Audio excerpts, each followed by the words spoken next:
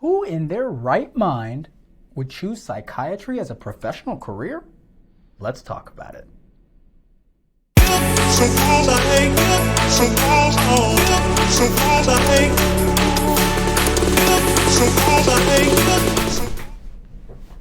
Okay, now I'm excited because I get to talk about one of my favorite things.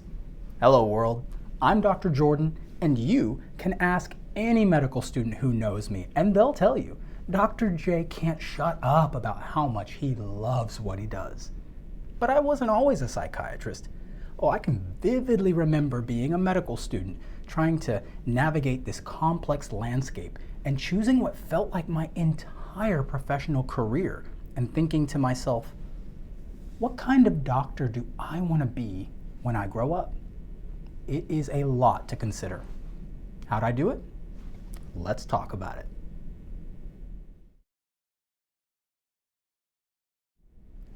I came to medicine from a background in computer programming. No one in my family had even been in healthcare or done the traditional college thing. In fact, because I was a little older than many of my classmates, they called me a non-traditional student. And when I started medical school, I had not one, but 2 kids already. I thought that was going to be a huge disadvantage, but it actually gave me some advantages, including the advantage of perspective. My kids had friends. Their friends had parents. Those parents were often doctors. So you better believe very early on, I was clocking who I was seeing and at what functions I was seeing them. Yeah, I saw some family docs at soccer games and some OBs at play dates. It even broke my heart once when my neurosurgery attending sent their PA to back to school night on their behalf. But I noticed a pattern. There were these bespectacled sweater vest wearing, slightly out of shape doctors that I was seeing at pretty much everything. When I asked them what they did as psychiatrists, my initial reaction was, boring. That doesn't even sound like real medicine. But I logged it away and continued on my journey.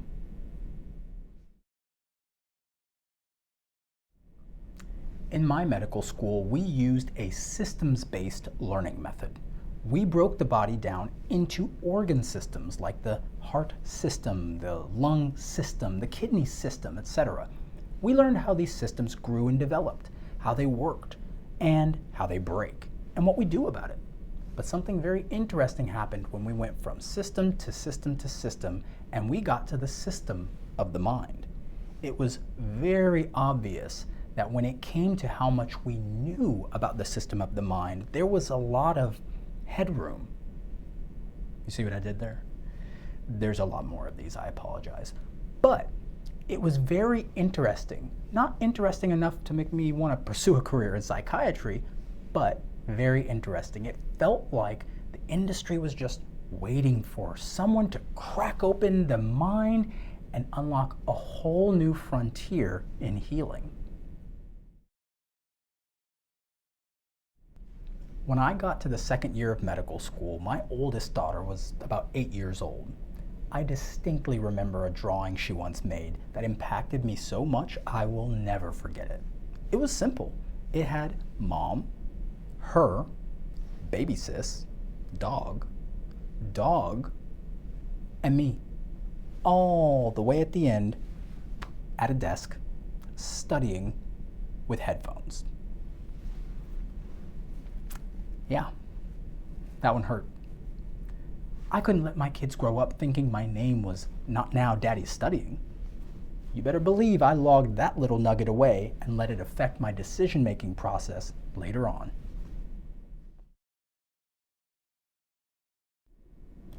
In my medical school, third year was devoted to clerkship rotations.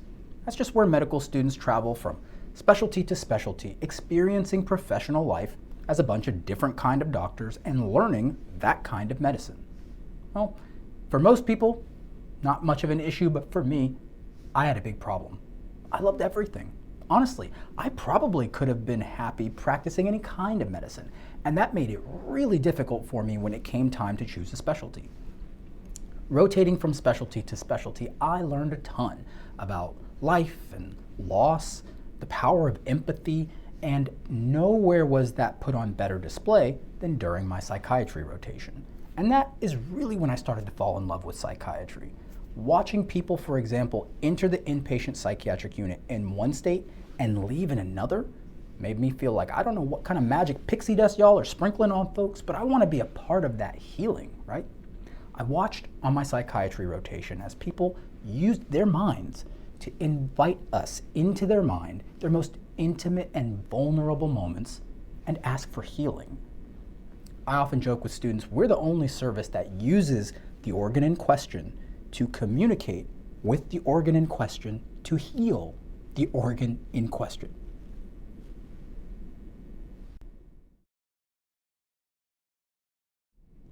I ended up having my best performance on any end of clerkship examination during psychiatry. I know I should have taken that as a sign, but at the time I didn't think too much of it because there's this sort of unwritten understanding between medical students that psychiatry is one of the easier rotations. So when I did well on the test, I was like, that scans. But little did I know that my lifetime of approaching problems like a computer set me up perfectly for the diagnostic algorithms of mental health. Seriously, listen, if-then statements, debugging, coded logic. I was well suited for mental health diagnosis. If you have this many symptoms, for this duration with this severity, it's this, else it's that. I was so scared about the nuance, the fuzzy, how does that make you feel, that I failed to recognize that this is medicine and it's science. When it came time to choose a specialty, I remember feeling this crushing gravity of the choice, and it kind of felt like dying. Honestly, I know that's a little overdramatic, but it felt like there were 50 doors in front of me and everyone around me was shouting at me and telling me to choose a different door. And it was like I had to swing one of these doors open and jump through it blindly, not knowing what was on the other side, and slam it behind me, and I can't go back through. Terrifying, right? In fact, I feel like I'm describing a horror movie.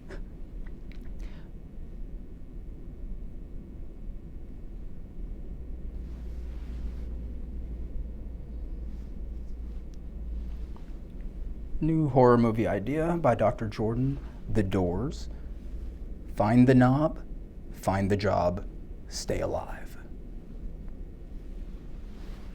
What?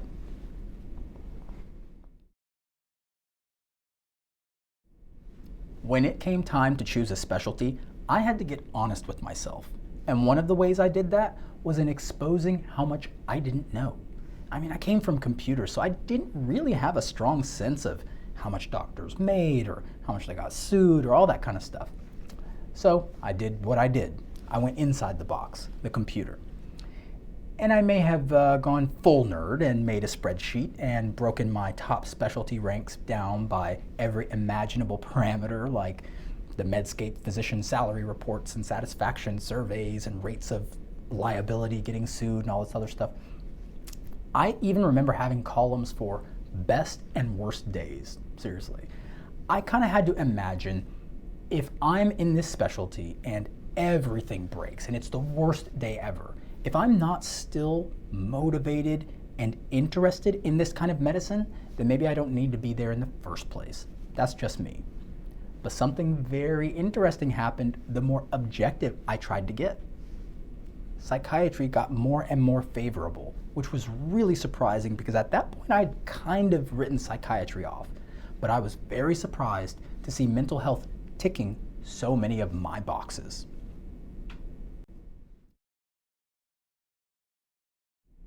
Now remember, I was considering all of this pre-pandemic. I had to consider the data, that's just who I am. But I was also thinking outside the box.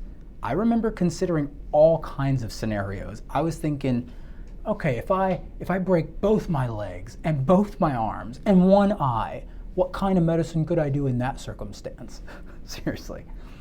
I went full doomsday. I considered you know, if the power goes out, if the zombies come out, if the plague happens, what kind of skills do I need to put in my brain to make myself indispensable?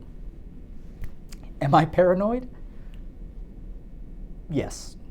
Yes, that's the definition. Okay, so I'm paranoid, but it was like thinking outside the box, like a scary movie. I had to imagine, if these roving bands of lunatics come around, what skills can I put in my brain and my fingers to make people be like, oh, hey, wait, we need that black guy. Let's get him over here. Honestly, I know it sounds like I'm describing like some Jordan Peele movie. Actually, new movie idea. Now it's time for me to get serious. When it was rank list time and I had to say exactly which specialties I was going to pursue, I had to consider myself, my family, and my future patients. Honestly, the proportion of people who looked like me in my city when I decided to pursue psychiatry was almost a full 2/3 of the population. But I bet you can guess how many people in my department looked like me. And that was a trend I was seeing all over the place. So I had to consider how I would be maximally helpful to the population I was eventually going to serve.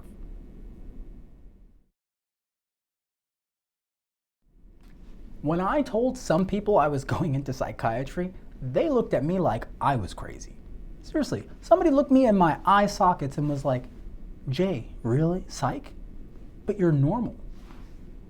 People half joked with me that, oh, if you go into psych, you're gonna waste 4 years of training. You'll never pick up your stethoscope again.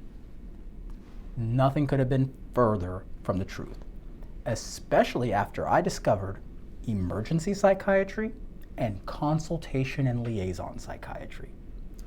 From my very first months rotating as an intern, I was serving as a sort of gatekeeper between people being forever stigmatized with a mental health diagnosis, or as a clinician answering one of the most foundational questions in our diagnostic and statistical manual.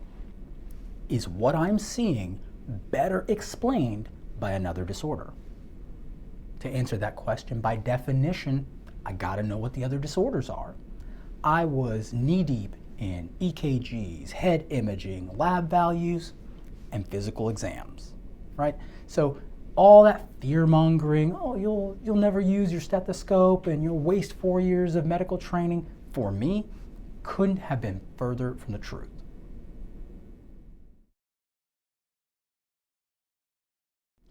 After I finally matched into psychiatry, the choice kept reinforcing itself as the right choice for me. And it wasn't even big things like the soon-to-come pandemic. It was little things too, like commiserating with my friends from med school. I can remember being on the phone with people and trying to meter how I talked to them. Seriously, I remember someone calling me and being like, oh, Jay, yeah, man, I'm trying not to violate duty hours again. You know how it is, residency, bro, right? And I'm like, oh, yeah, man, that sounds awful. Victory Royale, that's me, right? What? No, yes, also at the hospital working. No, that wasn't me playing Fortnite. No.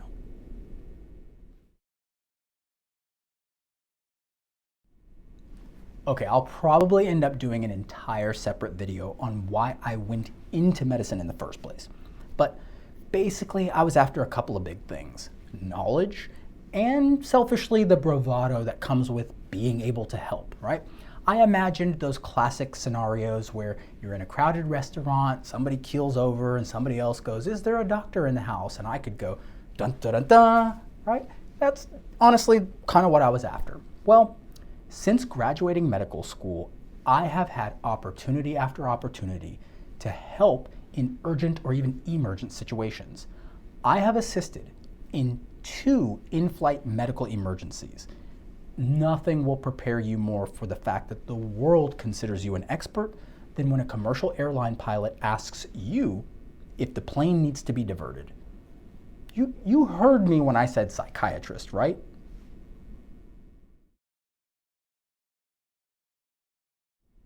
Yeah, let's talk about it. The pandemic was a scary time, filled with unknown. But just like I had considered when I was thinking outside the box, being in mental health, allowed us to pivot very easily and provide services to meet patients where they were. I wasn't surprised that at almost every turn, we were getting deemed essential personnel. From the very first day in med school, it was very clear to me that the message was, as doctors, we should be trying to put ourselves out of business, right? But the pandemic just made one thing very clear. In mental health, the world just won't stop giving us business.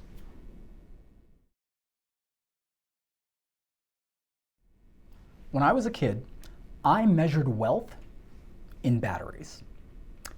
Oh, I'm going somewhere with this. When I would get a present for Christmas, let's say, we wouldn't always have the money to get every kind of battery for a toy. But I distinctly remember going to a buddy's house one time, and his dad busted out one of those battery organizers. I was like, what sorcery is this? You have double B's and L's, and what is this, right? So I thought that's what wealth was. Well, why am I even telling you that? One of my favorite mentors is named Dr. David Deshay, and he once told me, I never met a doc who didn't know where his next sandwich was coming from.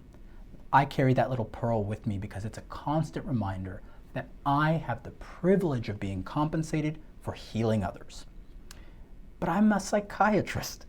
I'm not rich, but I am compensated very well. And dollar for dollar, hour for hour, how I get to spend my time with my family and how I feel when I spend that time and when I spend my money, I feel rich.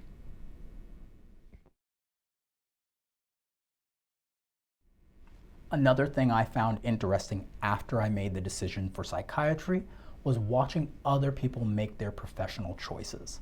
Look, I can only talk about my anecdotal experiences, but what I saw was surprising and something we don't talk about enough in medicine.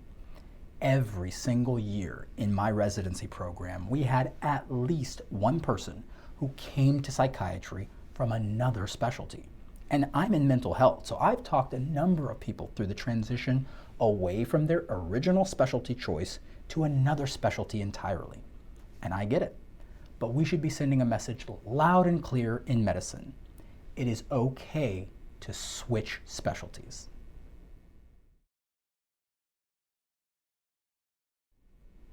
So that's why I chose psychiatry. Partly because I love the brain, partly because I love the people, and mostly because none of the other specialties would take me. Just kidding. Seriously though, mental health is just as important as physical health. And if you got anything out of this, if I made you laugh once, or if you enjoyed watching me talk way too much with my hands, do me a favor. Hit the like button, subscribe, comment, or share this with somebody who needs a little Riz in their life. I'm Dr. Jordan. This is PsychiatRizz. And remember, mental health is serious work, but it doesn't always have to be. I'll see you soon.